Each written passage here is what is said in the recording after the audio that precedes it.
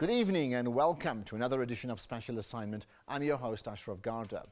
In recent weeks, two African countries, Nigeria and Uganda, have signed anti-gay bills into law, described by many human rights activists across the globe as draconian. Global leaders, including American President Barack Obama and South Africa's Archbishop Desmond Tutu, have criticized the laws. But the South African government has come under fire for its quiet diplomacy on the matter. In tonight's show, we'll look at the consequences for lesbian and gay Africans who flee to South Africa to escape persecution in their home countries. Tonight's show was produced by Adele Fanikler. A celebration of freedom. Gay and lesbian South Africans have made leaps and bounds in their stride to gain rights over the past 2 decades. But this year's Cape Town Gay Pride Parade also took on a more serious tone. Because elsewhere on the continent, citizens gather in angry mobs against the lesbian and gay community. And in more violent incidents, coming out as gay can cost you your life.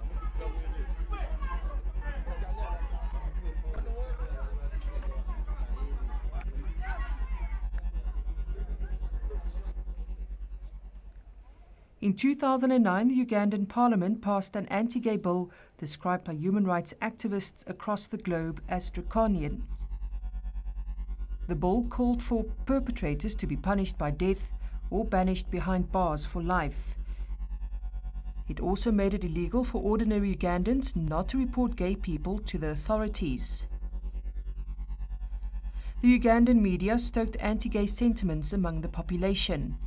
The Rolling Stones newspaper started printing the names of so-called gay Ugandans under headlines such as this.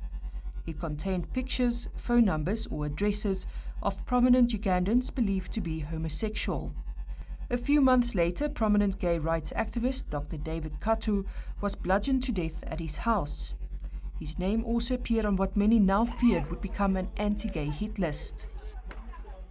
At the same time, this shocking video clip was posted on social media sites, reportedly of a gay Ugandan who was killed by an angry mob, allegedly in full view of security forces.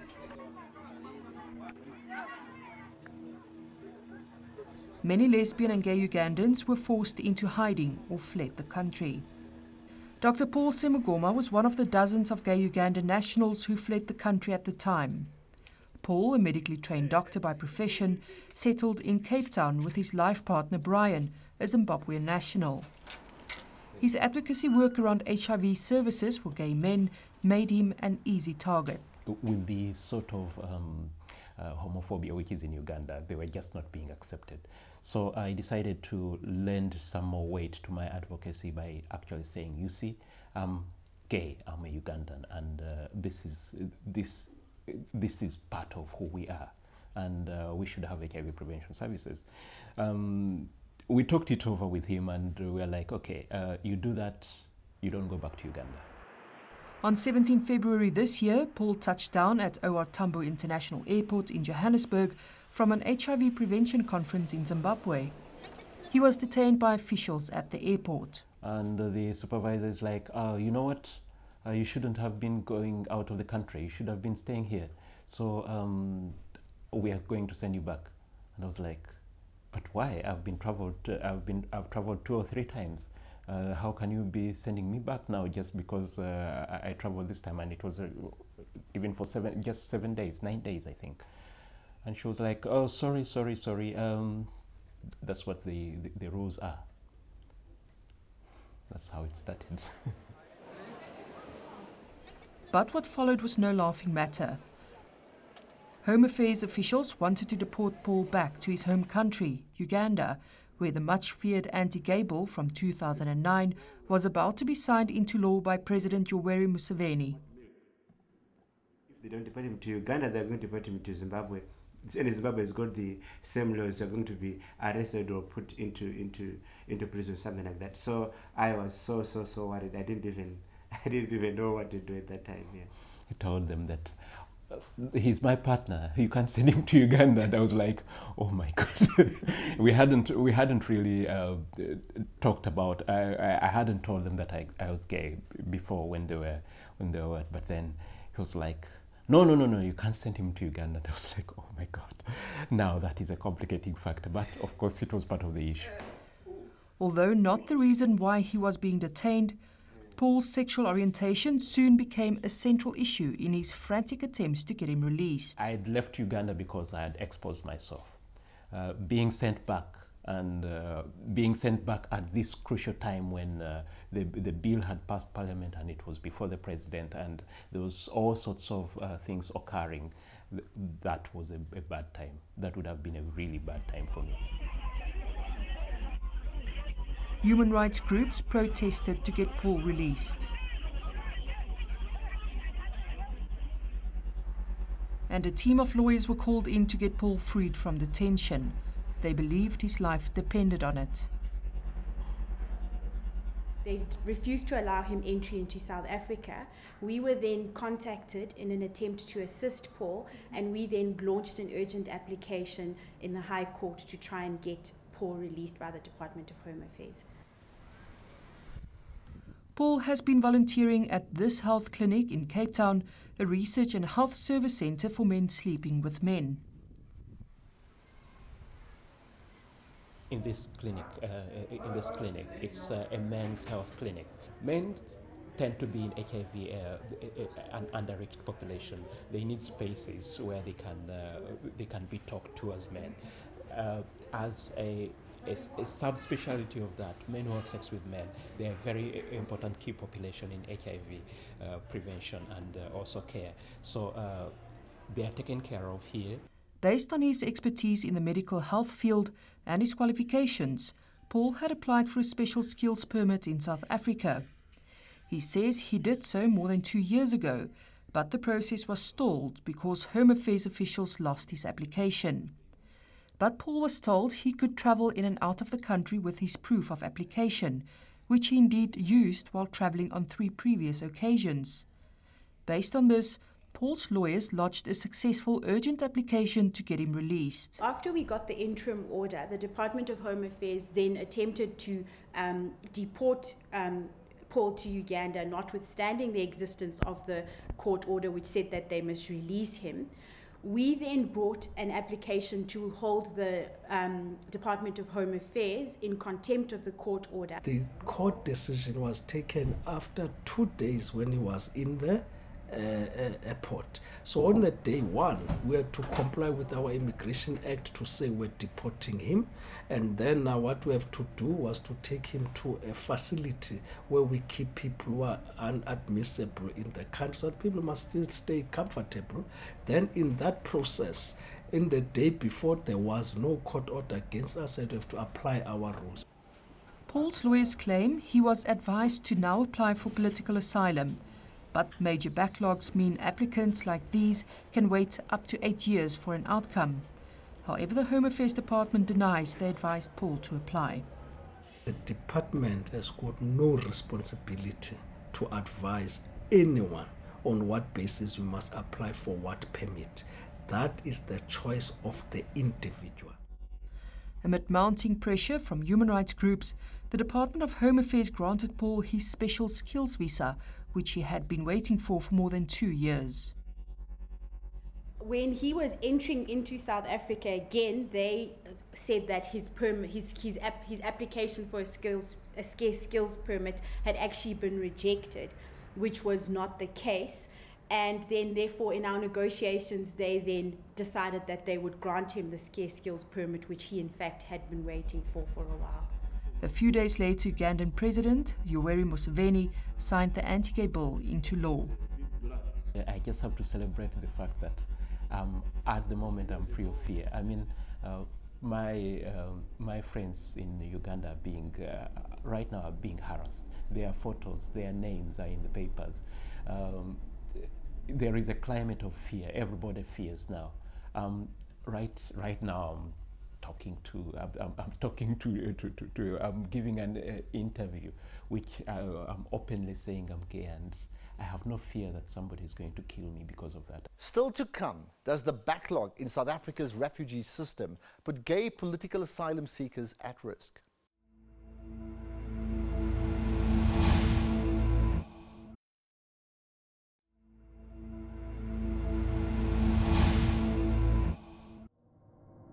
Uganda joined Nigeria in recent weeks to sign more stringent anti-gay bills into law.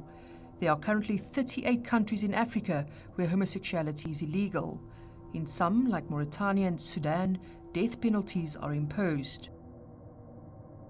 Africa has some of the highest number of countries where anti-gay laws are imposed, which often fuels widespread anti-gay and lesbian sentiments and attacks against this community. This video was shown to us by a Nigerian refugee in South Africa, who says mob attacks like one of these on suspected gay men in Nigeria is not uncommon. Similar violent attacks and the general persecution of the lesbian and gay communities across Africa has seen many flee to South Africa. But gay asylum seekers get swamped up in the backlog and bureaucratic tangles of our wider refugee crisis. In 2011, Special Assignment exposed how gay African political asylum seekers got caught up in this backlog.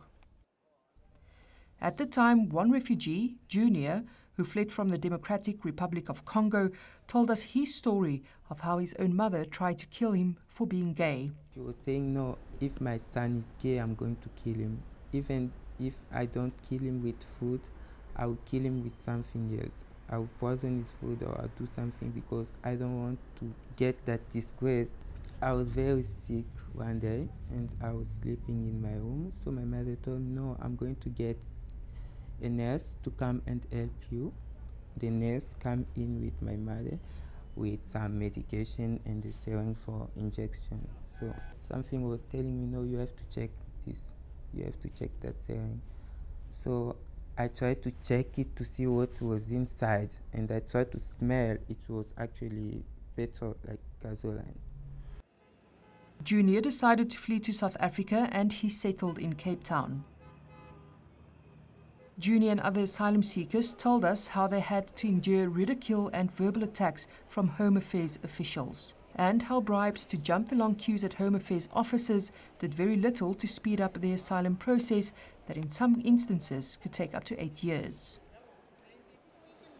Since our 2011 expose, the refugee centre in Cape Town has closed down.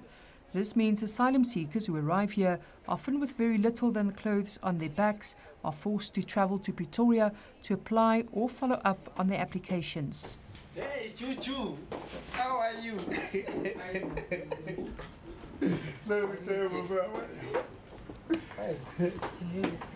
Thank you very much. We catch up with Junior since our last interview with him in 2011. What is your problem today? I'm still fighting for it. There's a long queue. He now works at an NGO in Cape Town called PASOP, assisting other gay refugees like Puki from Zimbabwe with their political asylum applications. I was still waiting with uncertainty because I was still in the process of using a temporary asylum permit, and there was no precision about whether I will be recognized as a refugee. There was no interview for 3 years since I've been there, and it was just last year, November, where I was called for an interview, and during my interview they were questioning about why I came to South Africa, and my file was there. Well, we face a lot of challenges, be it to the document side. When you go there, you apply for your asylum, you are given maybe 3 months, or after every 3 months, or after every 6 months, you have to go and renew your asylum. And it takes time for you to get to be interviewed and for them to determine if you are a refugee for sure. The Department of Home Affairs concedes that the backlog in the refugee system has not been cleared up since our last investigation. We admit as a department to say we are one of the countries which are receiving a highest number of asylum seekers. Hence the minister even addressed the issue that we still got a problem of people who are abusing our asylum seeker process, who are really economic migrants. Then that causes the clogging in the system, because now this person is really not coming for any persecution except looking for a work. But all those things now are processed under one pot. Many gay political asylum seekers find their way to these Cape Town offices of PASOP. Puki fled Zimbabwe after an angry mob in his community threatened to kill him when they found out he was gay. But Puki says he's still awaiting news from the Department of Home Affairs after applying for political asylum in 2008. I tried to apply on 2008. I wake up early in the morning, I go there, so they never took me that day. Then after 1 month, I go and sleep that side. When I sleep there, I apply my asylum. Then after that, they told me that I'm rejected. In which reason, I don't know. Even now, I don't know. Maybe 90% of the LGBTI community, they're also rejected, and of which, okay, they are running away from their country to come and look for asylum in South Africa, and whilst they are thinking maybe they are a little bit safer here in South Africa, they are being rejected by Home Affairs. We do not discriminate.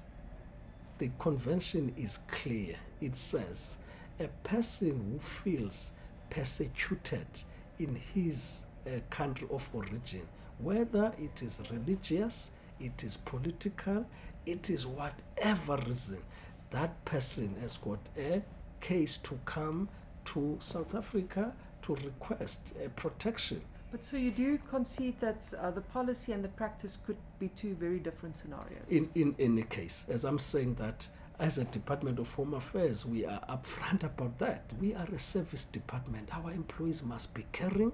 Our employees must be applying the rules accordingly. But in the instances where they are not, we are taking action. We meet up with Junior, Puki and Dave on the eve of the Cape Town Gay Pride Parade. Cheers, my friend. Cheers. Come on.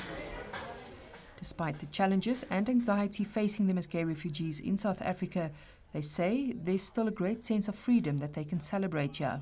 Here in South Africa, the opportunity is there that you can achieve whatever you want to achieve, even if we have a lot of still discrimination. People don't want to abide by the concept, but it's there. The laws are there. Until I came here in South Africa, I see, oh, it was a little bit strange when I see a gay person. I just watch him, the way he's free, the way he's doing the things. I say, wow, I love that kind of thing. So, yeah. In a moment, should the South African government be more vocal against gay rights abuses in African countries?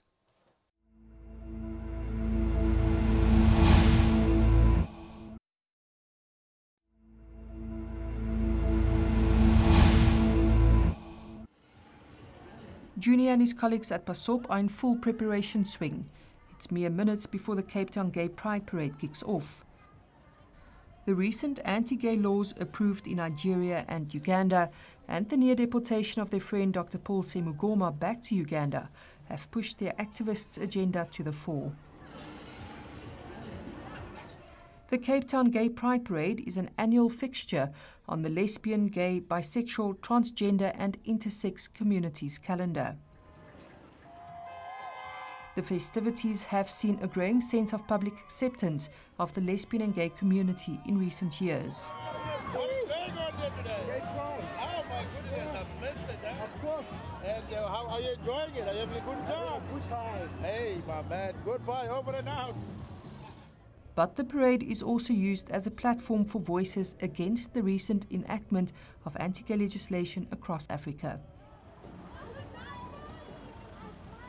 This kind of thing happens on the continent, and South Africa is definitely silent. You know, there is a moral vacuum there. there is a vacuum there which South Africa should be stepping out and saying, no, we are also Africans. And you know, it's a bit different when when Obama says it. It's a bit different when the Europeans say it.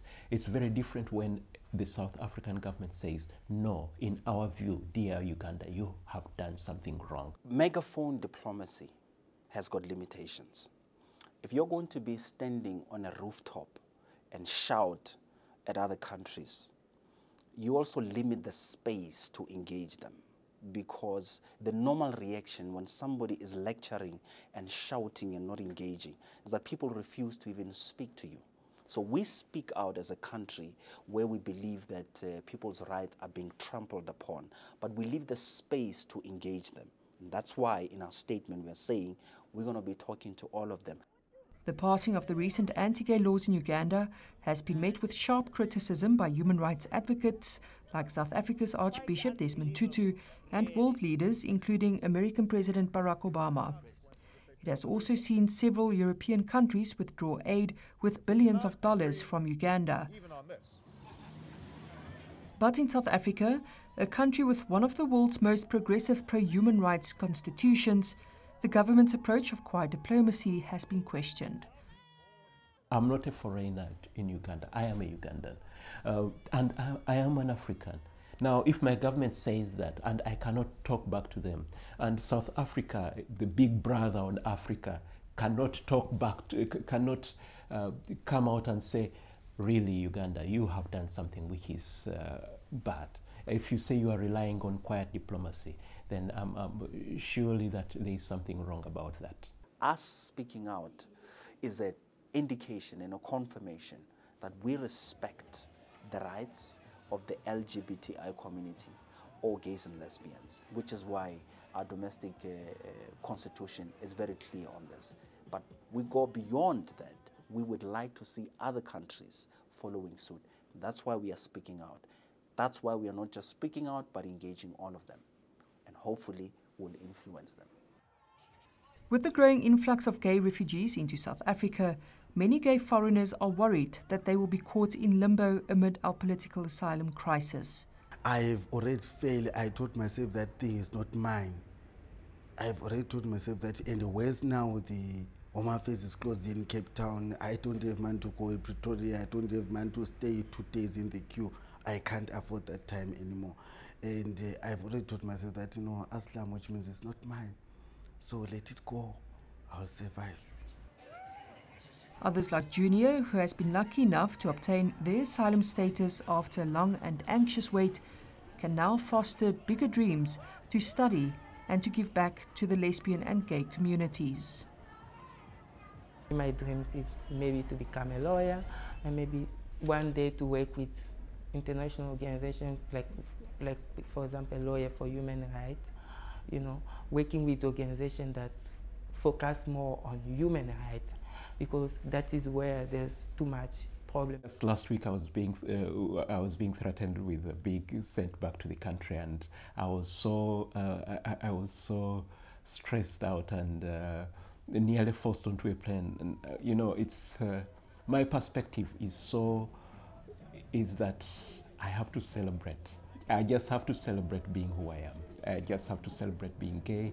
I just have to celebrate being with my partner, being with my family here. I just have to celebrate the fact that at the moment I'm free of fear.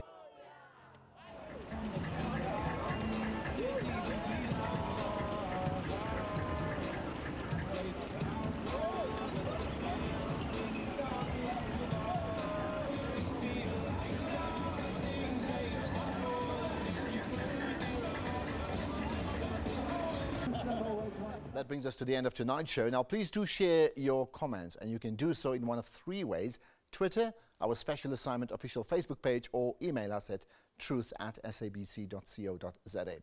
And do join us again next week when we point out the issues that matter.